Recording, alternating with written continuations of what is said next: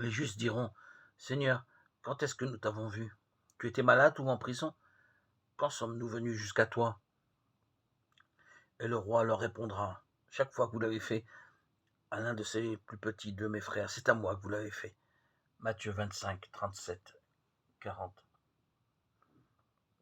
De la Genèse au jugement dernier, il n'y a qu'une immense distance que Dieu franchit d'un simple regard éternel. Pour lui, il n'y a pas de temps dans l'éternité, il est identiquement présent à l'origine comme au terme, l'alpha et l'oméga. Pour nous, de la jeunesse de notre vie, où nous avons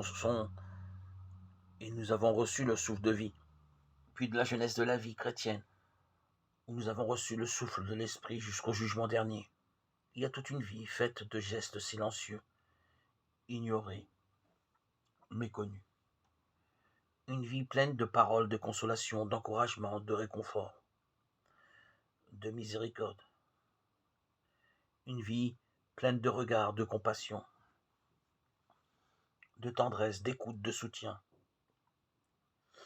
Nous n'en avons pas toujours conscience, mais Dieu voit chacune de nos attitudes, celles qui nous font honte parfois ou qui inquiètent notre conscience, autant que celles qui prennent sous son regard une valeur d'éternité et nous mènent sur le chemin du salut.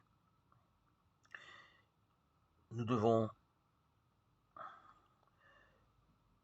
avoir cette conscience dans notre quotidien, ces petits gestes d'amour, ces gestes qui réjouissent notre Père des cieux et font naître en nous la joie